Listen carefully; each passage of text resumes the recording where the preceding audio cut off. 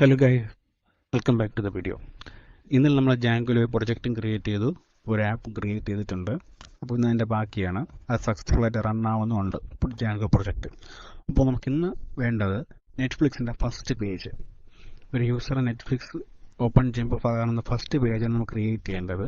അത് ക്രിയേറ്റ് ചെയ്യാൻ വേണ്ടിയിട്ട് നമ്മൾ ഇന്നലെ ക്രിയേറ്റ് ചെയ്ത ആപ്പിൻ്റെ പ്രൊജക്റ്റിൻ്റെ ഫോൾഡറിനകത്ത് ഞാനൊരു സ്റ്റാറ്റിക് എന്ന് പറയുന്നൊരു ഫോൾഡർ ക്രിയേറ്റ് ചെയ്യുവാണ്. ഈ സ്റ്റാറ്റിക് ഫോൾഡറിൻ്റെ അകത്താണ് നമുക്ക് ആവശ്യമുള്ള ഇമേജസ് ഒക്കെ ലോഡ് ചെയ്യുന്നത്.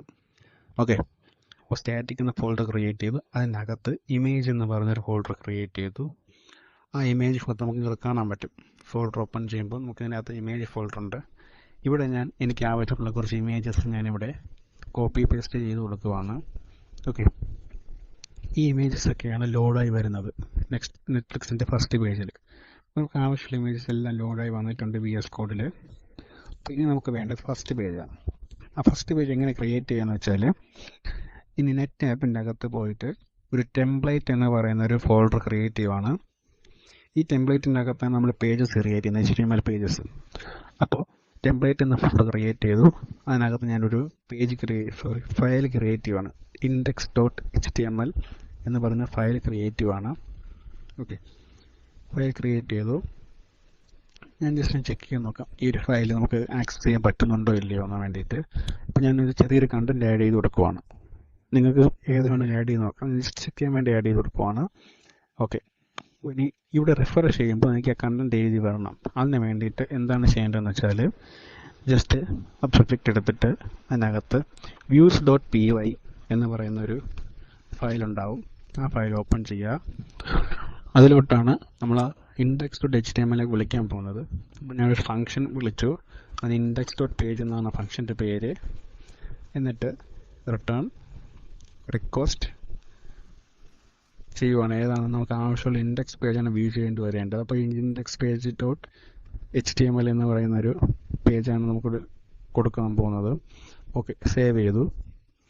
സേവ് ചെയ്തതിന് ശേഷം നമുക്ക് URL ക്രിയേറ്റ് ചെയ്യണം. അതിന് വേണ്ടിയിട്ട് ആദ്യം നമുക്ക് വ്യൂസിനെ കോൾ ചെയ്യേണ്ടി വരും.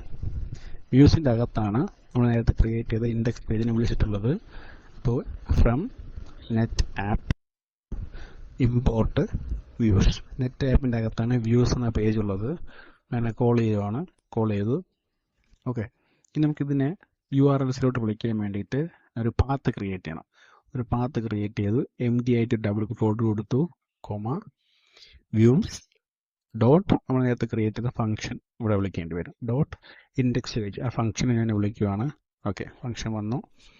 ഇത് സേവ് ചെയ്തിട്ട് നേരത്തെ ക്രിയേറ്റ് ചെയ്ത പേജ് ഒന്ന് റിഫ്രഷ് ചെയ്യുവാണെങ്കിൽ കണ്ടോ, എഴുതി കൊടുത്തതും എല്ലാം ഇവിടെ കാണാൻ പറ്റുന്നുണ്ട്. നമ്മളിന്നെ ഇൻഡെക്സ് പേജിൽ എന്ത് എഡിറ്റ് ചെയ്താലും അത് നമുക്കിവിടെ അപ്ഡേറ്റ് ആയി വരും. റിഫ്രഷ് ചെയ്ത് നോക്കിയാൽ മതി. കണ്ടോ, റിഫ്രഷ് ആയി വരും. അപ്പോൾ ഇതാണ് നമ്മുടെ ഫസ്റ്റ് പേജ്. ഇനി ഈ ഫസ്റ്റ് പേജിൻ്റെ ഈ നെറ്റ്ഫ്ലിക്സിൻ്റെ പേജിലോട്ട് മാറ്റാൻ വേണ്ടിയിട്ട് എന്താണെന്ന് വെച്ചാൽ, ഞാൻ കുറച്ച് കോഡ് എഴുതി കൊടുക്കുവാണ്. ടെംപ്ലേറ്റ്സ് കോഡ് എഴുതി കഴിച്ചിരിക്കുകയാണ്. നേരത്തെ കോപ്പി പേസ്റ്റ് ചെയ്ത് റിഫ്രഷ് ചെയ്യുമ്പോൾ കണ്ടോ, നേരത്തെ സ്റ്റാറ്റിക് ആഡ് ചെയ്ത ഇമേജസ് എല്ലാം കൂടി വന്ന് ഒരു നെറ്റ്ഫ്ലിക്സിൻ്റെ ഫസ്റ്റ് പേജ് നമ്മൾ ലോഡ് ചെയ്ത് വെച്ചിട്ടുണ്ട്.